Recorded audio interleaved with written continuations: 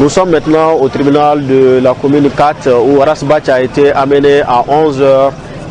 Le chroniqueur malien, le célèbre chroniqueur malien Rasbach a été amené au bord d'un véhicule, une Mercedes 190,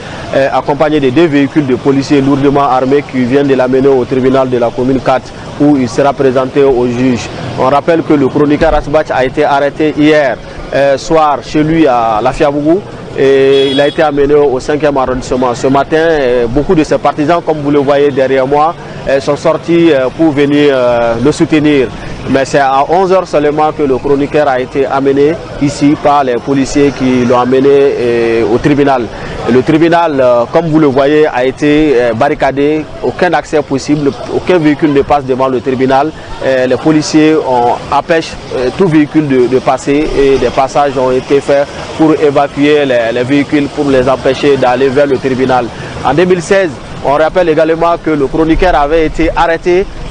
et amené devant ce tribunal et là ça avait dégénéré et le tribunal avait été brûlé, beaucoup de véhicules avaient été brûlés et même un de ses partisans avait été tué par balle dans ce même tribunal. Donc aujourd'hui, pour éviter tout ça, les forces de l'ordre ont pris le devant et ont empêché les gens d'approcher le tribunal et les gens ont été dispersés et pour le moment il n'y a pas eu de heurts entre les policiers et les soutiens du chroniqueur Rasbach. Ne tɔgɔ ni jamu ma so asama ke ka bɔ communicati la no ali man jana de bi sɔgɔmara na me mun na no an bɛ arasa puri la sura sani suntigɛ heure cɛ a yɛrɛ bɔra anw fɛ ka se 18h ma ni heure se suntigɛ heure surunyara a yɛrɛ bɔra ne yɛrɛ taara fo an ye fila babu an bɛ bɔ mun kalama an bɛ suntigɛ la dɔrɔn k'u ye arasa minɛ k'u taara arasa minɛ ko irijan nka o bɛɛ la an taara an ka ala bato la misiri la ka tila ka se an ma panike an ma fosi an kɔni bɛ mun fɔ jamana ɲɛmɔgɔw ɲɛna toujours ka taa mɔgɔ minɛ aw ko jamana ka lafiya nin tɛ solution ko jamana bɛ lafiya hali sura maninkara attaquera mɔgɔ ma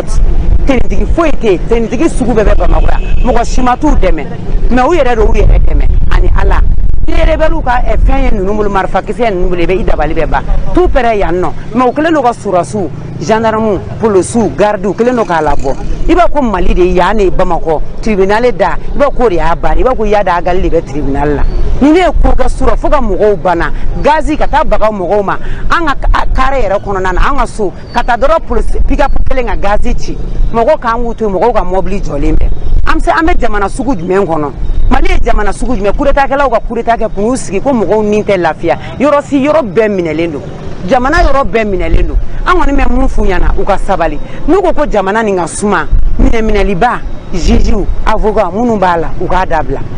o tɛ sisan kuma ye dɛ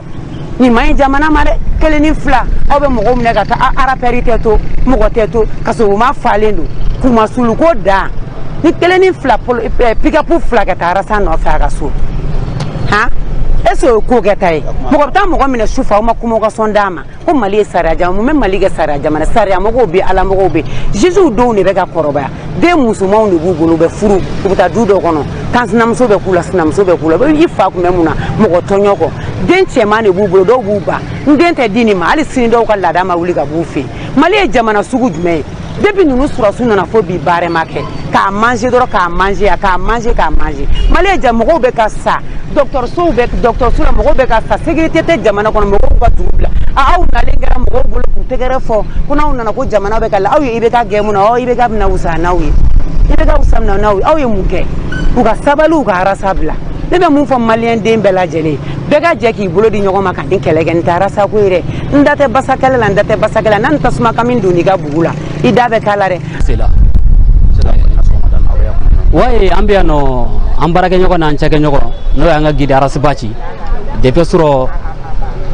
19h waati an y'a mɛn k'a fɔ ko mɔgɔ dɔ taara ka taa a minɛ a fɛ yen nɔ mais laban na an ye ɲininkaliw kɛ o laban na k'a fɔ tuguni ayiwa fɛn min y'a commune 5e arrondissement mɔgɔw k'olu de taara ka taa minɛ donc o bɛɛ la a ma da k'a daminɛ de b'o waati la fo ka se 4h du matin ma an bɛ wuli ka jɔ la an ye sɔrɔ yɛrɛ bɛɛ kɛ gasiciw ni fɛnw na ɲɔgɔn na donc sɔgɔma in na yanni ka se o ma donc an ka avocat olu y'a yira an na k'a fɔ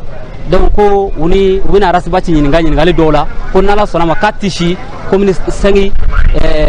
arrondissement na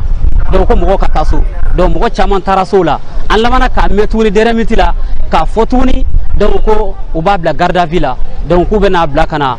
communicatif tribunal la yan nɔ donc o de y'an se yan nɔ donc aw ɲɛ b'a la a kɛmɛ i b'a fɔ sɔgɔmada in na yadagali de bɛ anw fɛ yan nɔ jama bɔnbɛ fantan naani bɛɛ lajɛlen a 100 mètres a ka ca ni o yɛrɛ ye donc vraiment ne kɛla k'a fɔ n'i ka mɔgɔw welela tribunal la a ka kɛ kan ka taa soutien donc vraiment an bɛ yɔrɔ min i n'a fɔ sisan Mali bɛ an bɛ bijeni fanga de da la filanan fana an bɛ yɛrɛsago kɛ de bolo ma n'o tɛ n'i ko sariya CDR bɛ sariya kɔ n'i ko sariya Arasibaci bɛ yen nin t'a minɛ ko fɔlɔ ye manamanako la n b'a fɔ manamanako la parce que vraiment Arasibaci a ma mɔgɔ faga criminel tɛ bingani jugu tɛ a ye communication d'a ma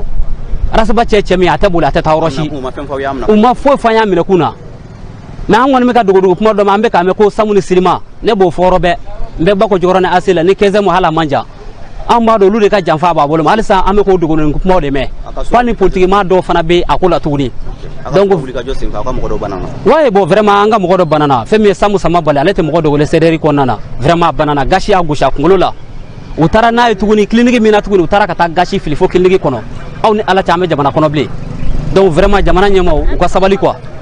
o fɔra fanga dɔ kɔ fanga wɛrɛ bɛ fu kɔ mais u bɛ k'an pousser k'an bila yɔrɔ min u yɛrɛ ko tɛ n'i ye dan sago dan yɛrɛ b'i sago donc vraiment an b'o dan sago an b'o kɛnɛ de ma